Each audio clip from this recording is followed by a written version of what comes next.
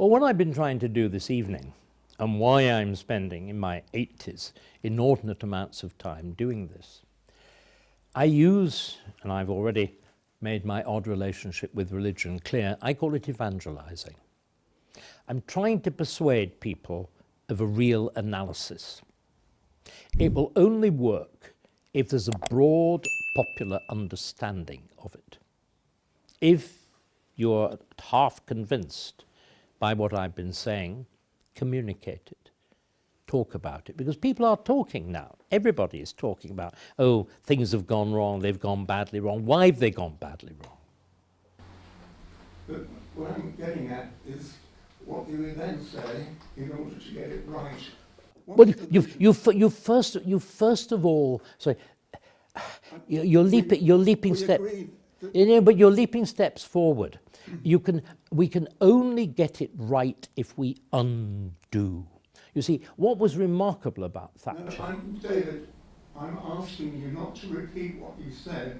I'm asking you to define what we can become and how we get there. Well, I mean, broadly, but just let me recapitulate. What was very remarkable about Thatcher was right explicitly about undoing. That's what the programme was. It was undoing the laws relating to trade unions. It was undoing the monopoly of council housing. It was undoing nationalisation. She was an undoer. And she was, again, the whole role of Geoffrey Howe with the fight against inflation. And I think that we've got to recognise that the foundation of everything we want to do that's positive is the first undoing, which is why I talk about the Great Repeal and the Restoration. But it seems to me that the goal we have, and I believe, and some very interesting people are talking about how these kind of ideas fit in with this new world of AI and everything else. I think that vision that I tried to sketch of the pre-1997, in particular, possibly pre-1970s world, that world in which you have cumulative structures of self-government, in which the activity of public participation is so absolutely central. We've forgotten that. We need desperately to rediscover it. And that again, it's the classic statement going back to the Greeks. Freedom is founded finally on your ability to govern yourself.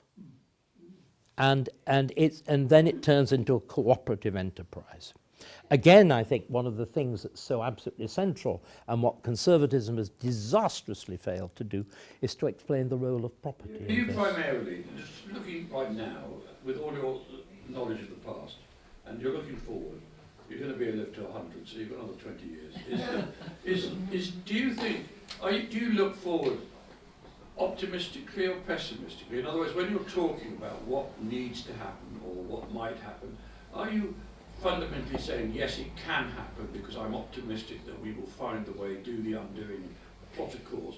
Or are you fundamentally pessimistic, you keep looking back to the past and saying, it's all going to happen again, it's all going to keep going wrong, we're not going to find a way forward? Neither. I believe that activity changes the world. In that sense, I'm a sort of Marxist. In other words, I'm doing what I'm doing now because it would be much more convenient to me to retreat to my agreeable house in the country. No, let me finish. I'm doing what I'm doing now because I believe I can, in however small a way, make a difference. And if I persuade even a handful of you to go and try and make a difference, that will act as a kind of compound interest. And I can see no other way of dealing with it. Why are you all here? I can't offer a magic solution. That would be impertinent and silly. The solutions, finally, if we believe in self-government, they lie in our hands. Nobody's going to fly down. The question is, who are our hands? Because Yours, now, here. No, because we live in a vast society. There are 67 million of us that comprise this. No, this but sorry, look, and we don't talk to each other. We don't. well then talk to each other. start. Sorry, forgive me, but start. There is no Deus ex machina. There is no angel that's going to come down. There is no figure going to arrive from Disraeli's grave. There really isn't. The only way anything changes is if people change. There are no such things as ideas. There are only people with ideas. There are people who believe in ideas, are passionate about them, who form them, who talk about them, communicate them, struggle to put them into practice. But if one looks, say, at the 19th century, that wonderful book by W.L. Byrne, The Age of Equipoise, you've got these pillars, haven't you, of society. You've got education and the constitution, and you've got Yeah, but sorry, you're talking of them as abstracts. They're not abstract. No, they weren't abstract, you see. They were your little kinds of, not exactly covens, but groups who collaborated and who actually found a language to speak to each other, you see. I'm not explaining myself at all. No, I understand. But education changes because of Matthew Arnold, because Matthew Arnold did something.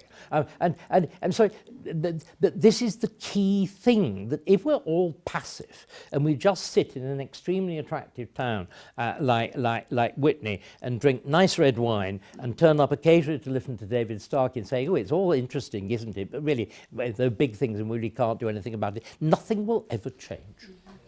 Nothing will ever... But I think people are talking, don't you think? Yeah, that's why you're here. Yes. That's what I'm trying to feed. Because even if when I go and I speak to builders, Yeah. they're all saying the same thing, aren't they? You'll be happy then, thank you so Yeah, much. or whatever. And again, I mean, I have spent an awful lot of time talking to reform groups, and one of the things, I mean, you're a very impressive group of conservatives, and I've dealt with two very... No, I'm not flattering. This is too serious. I've dealt with two of them today, with nearly 100 at lunch.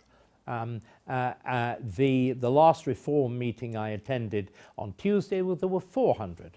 And when Mark and I spoke at the reform conference, we actually had between 200 and 300 people, even when Farage was speaking, and we finished up with something like 6.